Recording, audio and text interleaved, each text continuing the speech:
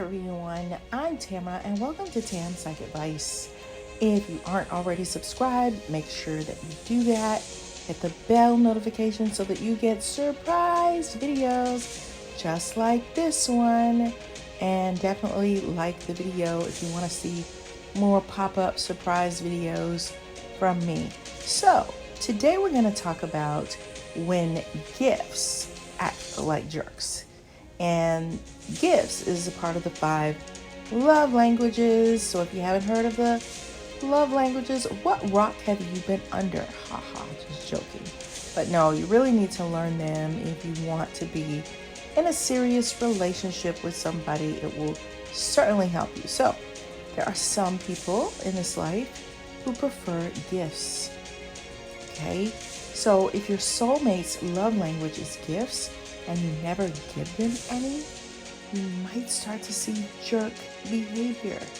They're going to believe that you don't care about them at all. For you, you might think it's a waste of money or just more junk, but for them, it sends them soaring into cloud 9. They will love you for it. Those gifts mean something to them, and every time you buy them one, you are pouring into their soul. Some people make the mistake of thinking, I'll just get them something for the holidays, especially if you loathe buying gifts. That is a big mistake, my friend. You're missing too many opportunities to do their love language, especially if you only wait until the holidays. And when you get them gifts, you make them happy when you do that. And don't you turn into that jerk who says, I'm not buying them anything for Mother's Day or Father's Day. I once worked with a husband and wife team, and the wife's whole countenance fell when she told me her husband didn't believe in buying her things for special occasions, like Mother's Day. He was a great guy, but it was deflating for her.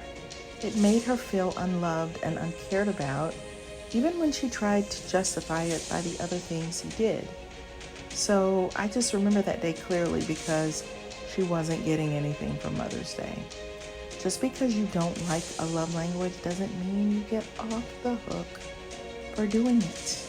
You must do it if you don't want your gift love mate to turn on you and exercise jerk behavior.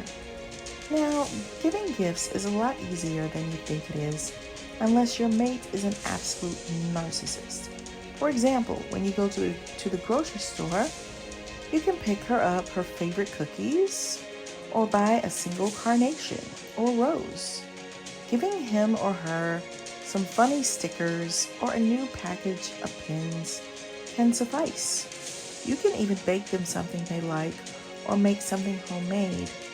Bringing them a bag of chips while they're working could be a simple way of doing the trick. Leaving them $1 and telling them to enjoy their favorite snack at work tomorrow could make them so happy. Or picking up a box of paper clips could also be considered a gift. Bring them home a cup of coffee or a cookie from the coffee shop can lift their spirits. Or if they garden, picking up a 50-cent package of seeds of vegetables or flowers that you think they'd like to grow could make them super happy. Gifts can be super small and something you remind yourself to do on a weekly basis. And occasionally you can surprise her with something bigger or him with something bigger. Hey, I noticed that you couldn't find any ink pens yesterday, so here are a few from my stash. It's really not as hard as it may seem. I recently heard a guy say he flips through his wife's phone so he can see things she looks up on the internet so he can surprise her is something that he likes to do. Find out what he or she likes. You might even ask them every now and then, tell me some things that you like, or pay attention to what you notice they don't have and try to get it for them. You might even find like one of those little favorite sheets on the internet and ask them to fill out their favorite items, like favorite snacks, favorite fragrance, favorite candle, favorite whatever. Like the list can go on and on and on. It's part of the fun of love, learning each other and figuring things about it, about each other. So you want to keep doing that. So if you don't want your loved one to exercise jerk behavior and you know they love gifts, you got to give it to them so they feel warmth when they see you and love. Okay? So now, doing a love language is much easier than dealing with a narcissist. I will take somebody's love language that makes me feel uncomfortable any day. Check out my book, The Workplace Narcissist by Tamara Hunter Zyon on Amazon. I promise you'll love it. Until next time, friends. Bye.